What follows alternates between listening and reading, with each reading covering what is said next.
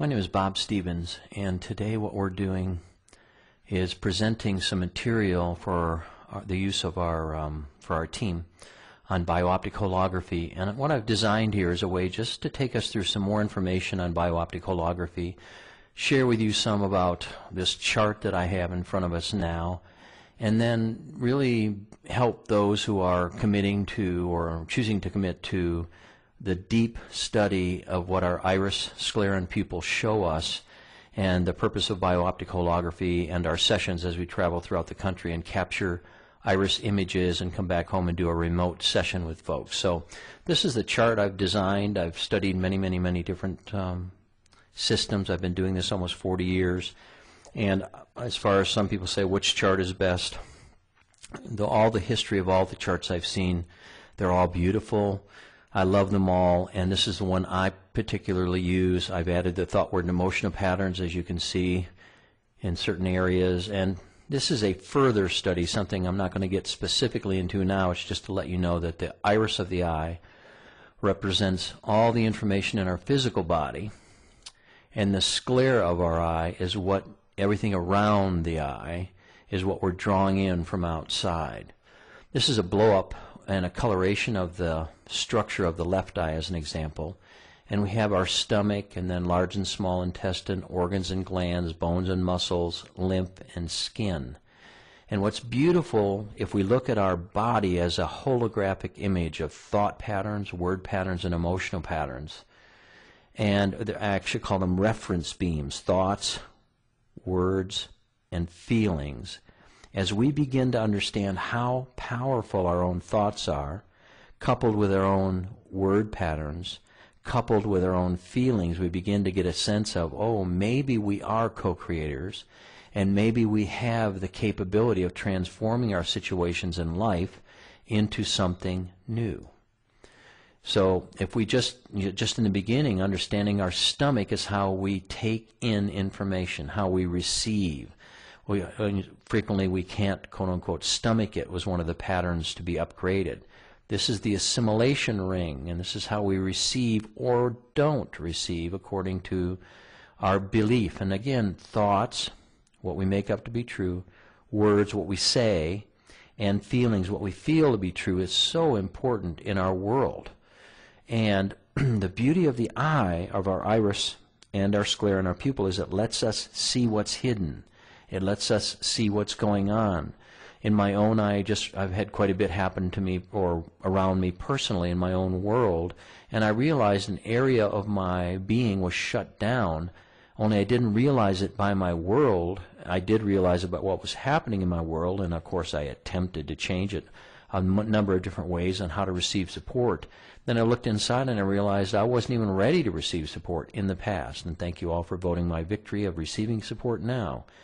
And once I saw my own iris through the pictures, the 10 megapixel camera that we just got recently, I just immediately knew, wow, there is a whole power that's starting to happen for me in knowing what's going on other than consciously, being aware of what's been hidden. So even for myself, and especially for myself, I use these tools daily. So we're able to see how we stomach, take things in. Left eye, of course, would be the receiving side. Right eye would be the doing, action side. This is the large and small intestine, this next zone. And the small intestine is how we utilize what we've taken in. The large intestine is basically how we feel about it. And the job of the large intestine is to remove among other things, remove the water from the food, to remove the feeling, to actually feel what's happened. Of course, if we don't want to feel, then this area is shut down. And one of my encouragements to each person who is exploring the possibility of actually getting a bio-optic holography remote session, I really encourage you to jump into your self-mastery, jump into your willingness to feel, because it's not just going to be changing a couple word patterns, it's not just going to be some nutritional changes or lifestyle, it's going to be feeling changes. And so this is one of the assimilation, stomach, and large and small intestine. It's one of the most important areas relative to our inner core feelings. The next zone, zone 3, is the interaction of organs, ductless glands, activity in the body, endocrine system, which I call our divine electronics, etc. And so this is a really important area.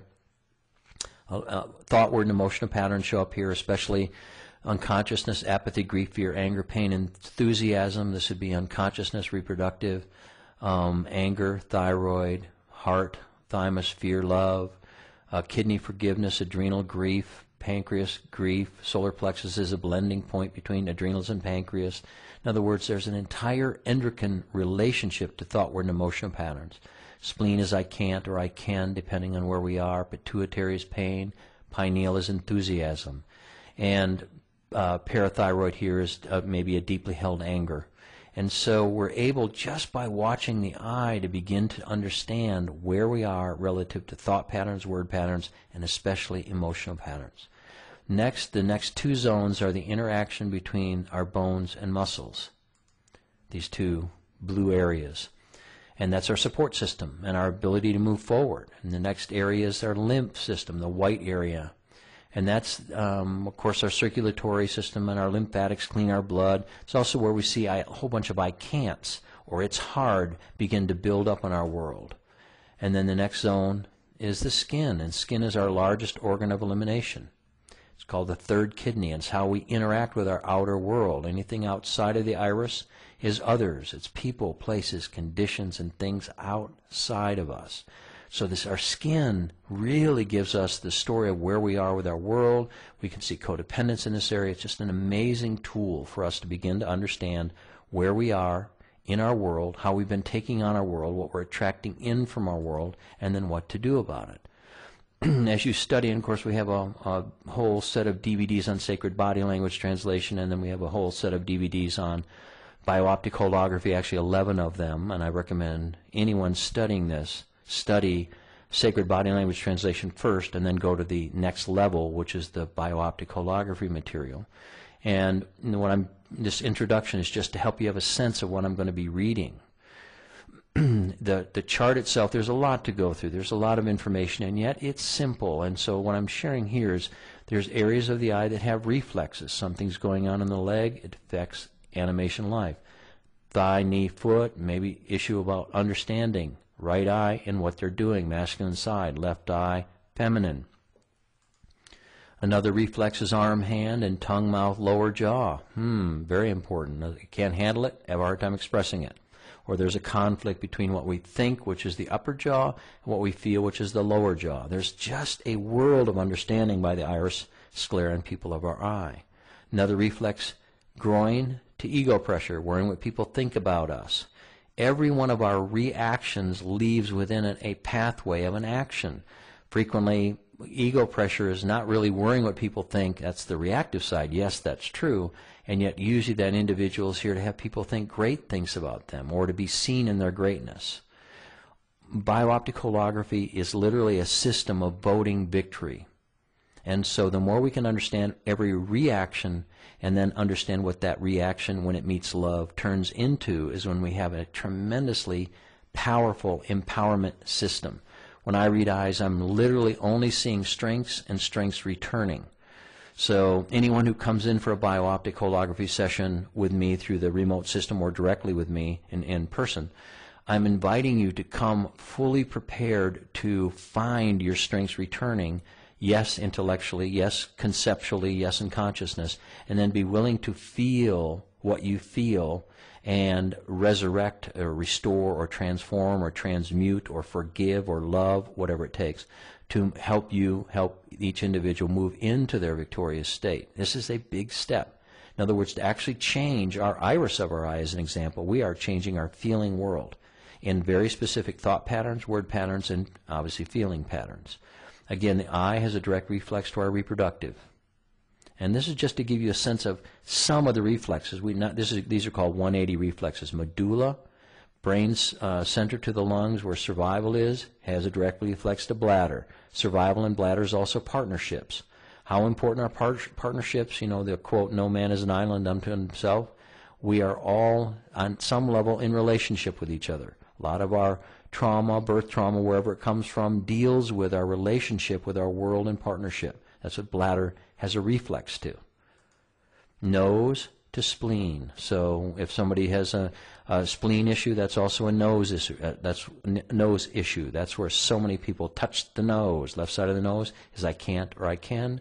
Right side of the nose is I won't or I will. And so it's really beautiful. It's beautiful to have a actual physical map of where we are and an understanding of what's returning. Thyroid and thymus. This is where thyroid is anger when it's suppressed, thymus is fear when it's suppressed. Generally, the thyroid person and the thymus person, or the anger person and the fear person, hang out with each other. The fear person is usually terrified of that person, anger person, getting angry with them. The angry person is usually angry at somebody that's got fear. And so the more we can understand it and bring courage and forgiveness together within ourselves and within our world, the faster we move up scale. These are very simple concepts that are archetypes in our world. Next is heart thymus, the fear of love, fear thymus, heart love, heart thymus, the same idea.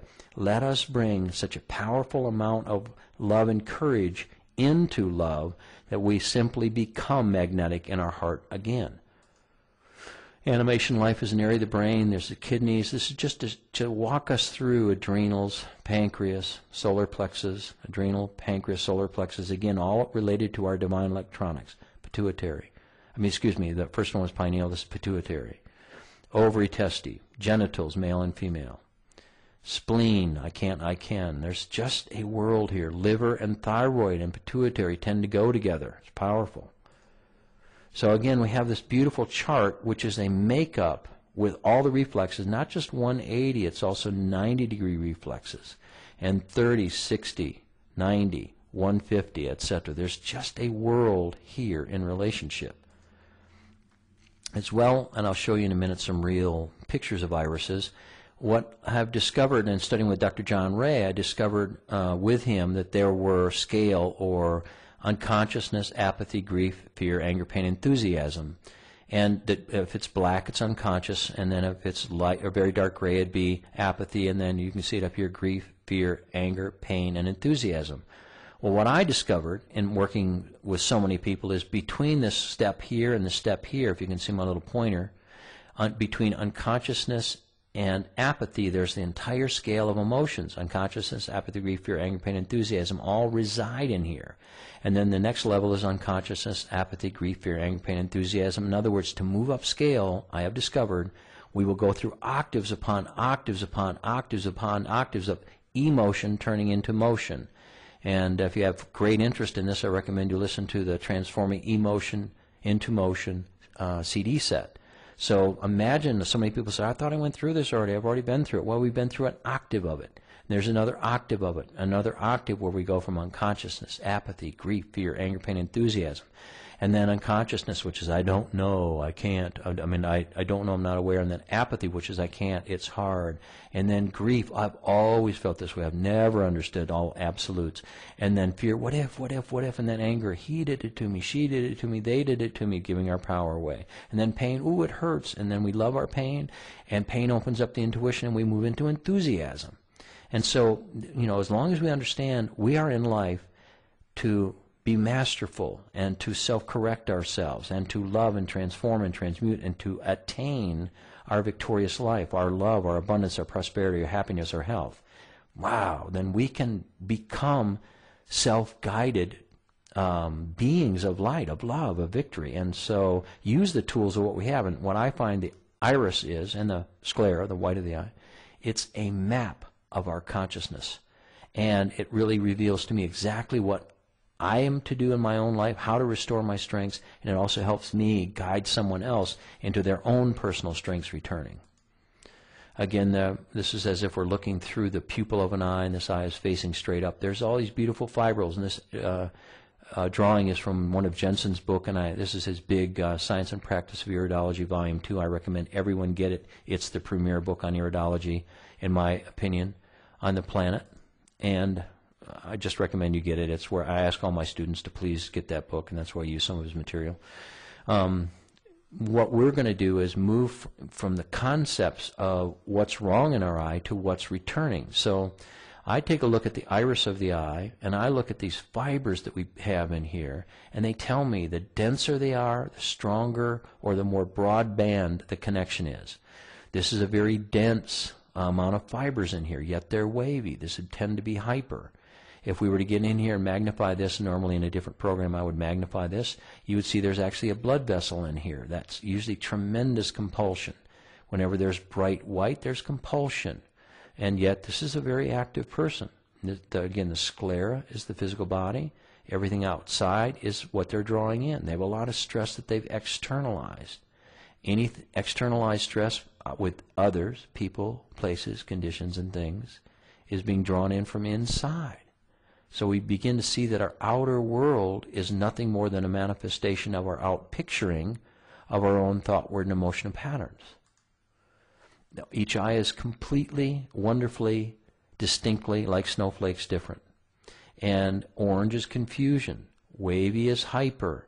The darker it is, the more it may be suppressed. You can see certain fibers that cross. Well, we have frequently in our world made things up, believed we had to do, had to, must, need to do certain things to get love. The world is out here. This is our skin. This is our lymph. So what we begin to see in each person's eye, which we have examples on, that you can go online and watch now and actually hear and see, the map of our being is, in my experience, in the iris sclera in our pupil, in the pupil of our eye. Every eye is different. Straighter the fiber, the more direct. See the swollen area here? That's the need to receive. This is assimilation. This is called a pupillary frill or a neurasthenic ring. It's also, this, besides the stomach lining, it's the central nervous system. It's orange, it means they're receiving, but it's really thick and swollen. It's more like they've got to receive, more like sugar is a major challenge. And again, I got to receive, I got to receive, I got to receive is only going to create stress about receiving. So by the iris alone, just the iris, we can help design new belief systems, new decrees, new adjustments in consciousness, like I choose to receive with ease. Again, there's a fine little line, I receive, that's great. I mean, receiving is very good. You can tell a little bit here that you'll see, and this is very common now in the past, and yet you'll see that the sclera is actually pulling up over the iris. What this means is that the person most likely has taken on thoughts or beliefs from other people. So we can actually see our level of codependence. You take a look over here, you see this little line out here. Most likely that little line is the iris that the sclera, the white of the eyes, pull up over. Whenever we resist our outer world, it comes on top of us. And you can see the same down here. It's like, ooh, this could also be cold in the extremities. And if you look underneath, there's these little white puff balls. Those are usually, I can't be understood, or it's hard to be understood. White is either pain or compulsion, something. Congestion, but yet it's thoughts, it's words, and it's feelings. And it's all upgradable. Every iris is way different. It has a different understanding, and yet it's all completely readable. If you take a look at this little halo out here, most likely that's where the iris actually is, and yet the belief that I'm being controlled by others.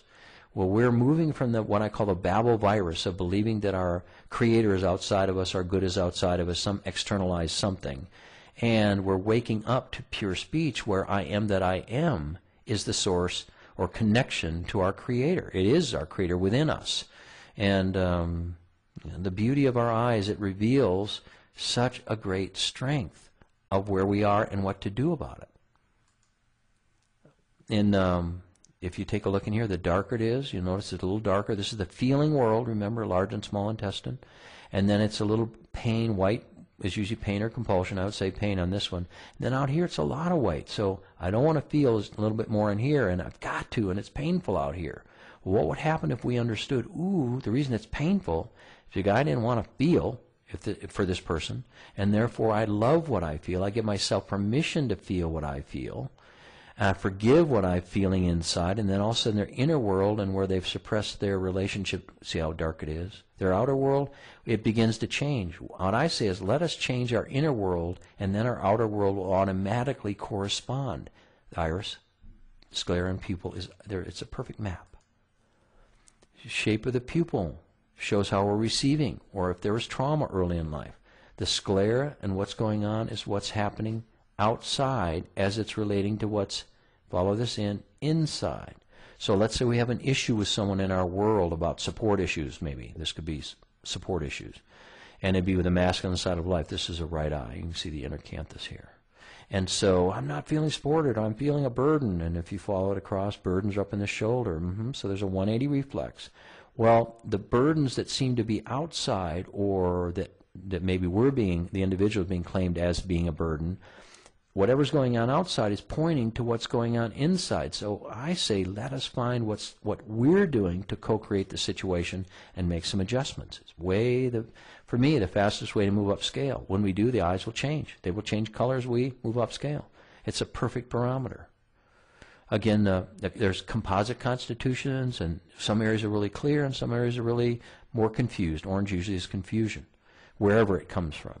And I like to look underneath and see, oh, look at all this beautiful strength in here, and what do we do about it? How do we resurrect it? These are I can'ts. Well, what happened to this person realized, I can. My Creator in me can. I can do all things through my Creator who strengthens me. So therefore, I can, and all of a sudden the mucus starts pouring out of the body. Way cool. Why is that mucus there? Why is there a stress factor going on? Because we have believed in stress in the past, if we have. And so I say, cancel clear. Let's make a new choice. I can. I choose to make it easy. I give myself permission to make it easy. And I mean really meaning this stuff, saying with deep feeling our new choice, and all of a sudden our body will respond. The iris gives us a way to take authority or authorship over our world again with love. Again, swollen, you can begin to see, I've got to receive. I choose to receive. I let myself receive. Well, most of my stress is outside. Maybe. And maybe it's an externalization of what's going on in our world. All of this is upgradable. And again, the I can't, the skin has been shut down to that degree. Well, what are they here for? What I've learned is our greatest weakness shall be our greatest strength. Our greatest weakness shall be our greatest strength. So if I don't want to feel, and the lymph is here, so the skin is this region, I'm here to feel. I'm here to love what I feel. I'm here to create healthy boundaries and step forward in my world. So the eye, again, wonderful way to find a map and a wonderful way to find our way home. A way to make a new choice. A way to see exactly where we are, not pretend where we are. Each eye is very different. And yet each eye has within it all the strength that's required to handle the tests of our life. Each person, each reference that these irises are and sclera, and it's up to us. We can do this. And the more we can understand, instead of battling confusion, I choose to be clear. This is resentment. Usually it's a little cholesterol or whatever it may be. Whatever this thing is over here is experienced outside. And yet, if we can just take, you can see this little wedge right here. I call it a thyroid wedge. And this is about expression. So the person most likely has been resenting or being resented in expression with a masculine side of life. And what would happen if this individual, not waiting for the outer world to change, actually began to forgive powerfully their outer world, especially the rational masculine side of life? They would be free, and their world would change, and their eye changes all at the same time. The distinction for me about anyone coming for this bio-optic holography experience is, please come prepared to feel and to be honest with yourself. The coaching is simply to help you find where you are and then offer options of what it turns into, and then the ultimate experience for me is to stay with a person until their strength is returned. Imagine what it would be like to be clear, and if this is resentment, to have forgiven or be forgiven. How powerful would those two things, just those two things, be in your world? This is again confusion, and this is the left eye, this would be the right brain. And so this is about our creative potential. And there's been confusion for this person in their creative potential. Well, the confusion is to build strength so that they're really clear. Not that it's a burden of, I'm confused and therefore there's nothing I can do. No. It's just like in nature. When nature gives stress to something, if it's going to make it, it gets stronger. Well, the purpose is to strengthen us. Might as well get strong. Our greatest weakness is our greatest strength waiting to happen. Again, orange, the I can't. What would happen if we just woke up to pure speech and started saying I can and mean it? What would happen if I say I choose to make this easy and I mean it? I give myself permission to be clear. I receive with ease. I love what I feel. These are simple statements, only it's exactly accurate, most likely, to this individual. I love what I feel instead I hate what I feel. And look at all the stress we let go. This is outer stress. These are old beliefs, usually genetic, that not aware of what I feel. But not aware of what I feel doesn't mean they don't feel. They just, at one point, might have said, I don't know. Or took on genetically, I don't know. Yet it's all resurrectable. Our Creator knows. I am that I am is within us and can experience anything. A little bit of orange. So you can see every eye reveals its pathway. It's a perfect map of consciousness. The left eye is the feminine, intuitive, receptive. The right eye is the masculine, linear, outgoing. This is the right eye, be the masculine side. This is dad genetically, usually. The left eye is the feminine, receptive, intuitive. And when we see the relationship between our left eye and our right eye, we move up scale dramatically. See how dark it is in here? This person is living a small portion of their life compared to what's available. It's either running, I've got to, or I'm asleep or I can't. And see how dark the feeling world is. Well, this is resurrectable. Let's get some life back in this person. And love is the first step. Love is always the first step. Then this outer world of all this details and stress and whatever it may be can let go, because this individual is bringing love in. They become radiant. Instead of attracting in their own doubt of the world, they begin to attract in confidence and courage and faith. And if you see here, we don't see a lot of fibers. As this person begins to move upscale, the fibers, which you'll see through here, start to show. So we just, every day, look at your eye and watch your eye. If you're moving upscale, it'll get lighter. If you're moving downscale, it'll get darker. We cannot compare a blue-eyed person to a brown-eyed person and say they mean anything. An individual, no matter what color their eye, can only compare their eye to themselves.